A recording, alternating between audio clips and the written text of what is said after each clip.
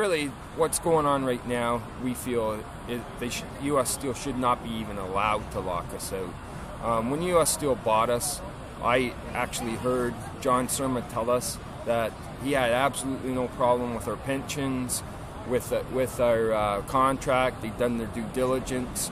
And Gretchen Haggerty, the chief financial officer, wrote actually in the Spectator that this community shouldn't worry that U.S. Steel is backing them up. They didn't want to bargain in good faith. Been saying this all along. U.S. Steel bought this place. They made a commitment here. They haven't even lived up to 1 year of that commitment. It's 900 families, 9,000 pensioners' families. The community of Hamilton as a whole is going to suffer while this place is shut down. Because everybody's fighting for their right.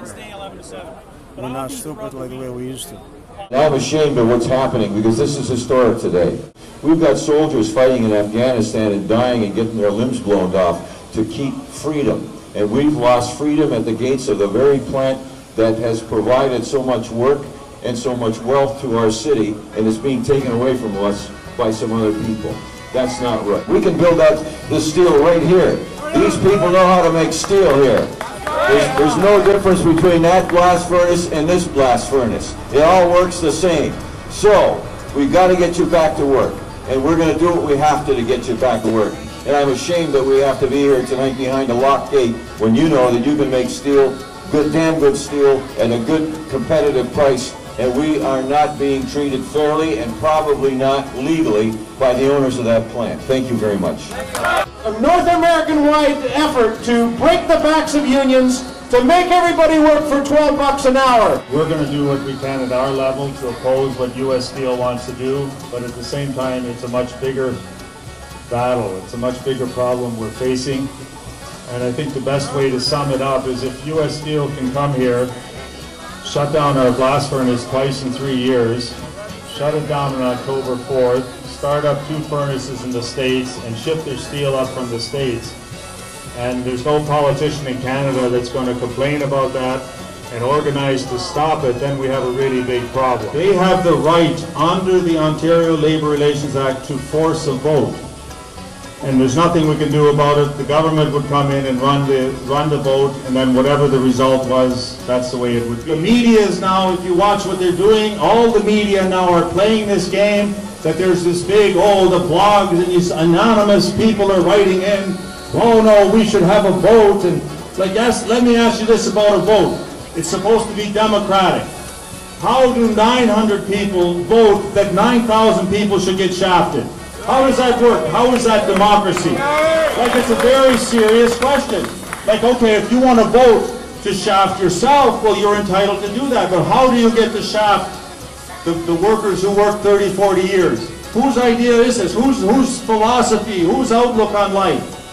So here, then they want us to shaft the people who aren't even hired yet. We're calling on the younger workers especially to step up and to take their position here and to fight like we did 30 years ago. So we're all in this together. U.S. Steel comes here and they want to dictate that this is the way they do things. The younger generation shafts the older one shafts the younger ones. We're fighting each other, we're at each other's neck, and that's what they want here. And then they say we want to vote, that this is that we're going to have a vote. Well, if they want to vote, they can have a vote, but they don't want to do that. They want the union to do it. It's very deliberate. We are not going to submit to that blackmail. The blackmail, they can shut down our blast furnace, start 2 of them in the States, and say, now we'll ship the steel up here. Well, that shouldn't be allowed. We're calling on the people in Canada. This is everyone's fight, not in solidarity with us. It's all of our fights across the country. Thank you very much.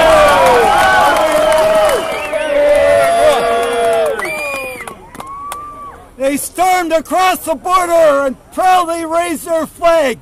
We now own your steel mill. They so like to brag. They want to cut our pensions, our benefits, our pay. Now they own the steel mill. They want things their own way.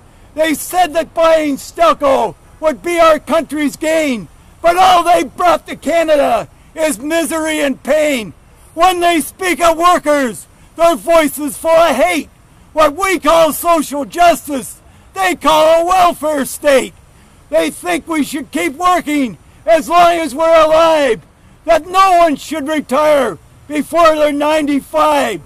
Many of our pensioners worked over 40 years, left behind widows drowning in their tears. They need every cent just to hold on to their home, but they're the kind of people U.S. Steel won't leave alone. We must protect our workers. Our pensioners are ill, for U.S. Steel will show them no goodwill.